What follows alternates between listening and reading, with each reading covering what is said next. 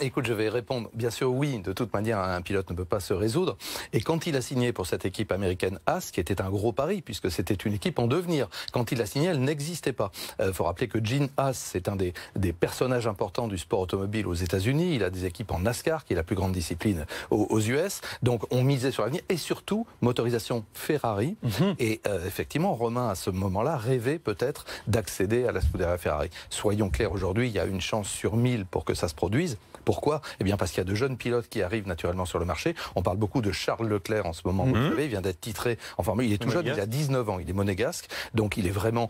Il y a beaucoup de très jeunes pilotes maintenant. Mais il a encore l'ambition, Romain Grosjean, ou pas? Oui, ben, je crois qu'on ne peut pas faire de la Formule 1 ou faire un sport à très haut niveau si on n'a pas toujours l'ambition. Il fait le mieux qu'il peut avec le matériel dont il dispose. Faut rappeler on dit ça tous les ans, j'ai l'impression, Jean-Luc. Oui, mais écoute, tu sais, c'est un petit peu comme le train.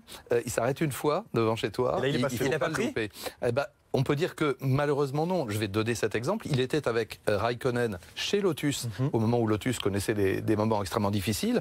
Et Raikkonen est parvenu, lui, à marquer des Grands Prix et à gagner des Grands Prix. Il avait été champion du monde chez Ferrari. Celui qu'on a fait monter chez Ferrari, c'était Raikko, bien sûr, et ça n'était pas Romain. Alors, on se souvient que Romain avait eu des débuts un petit peu débridés, on va dire, on va pas toujours lui rappeler ça, mais c'est vrai, où il y avait eu notamment cet accident des petit grain de folie parfois sur les circuits. Voilà. Alors, on peut pas reprocher non plus à un pilote d'être fougueux, d'être enthousiaste, d'y aller vraiment, parce que c'est ça qu'on reproche à certains qui gèrent un petit peu trop leur course. Lui ne la gérait pas.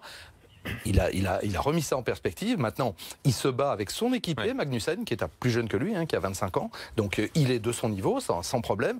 Maintenant, j'espère que le train s'arrêtera une deuxième fois.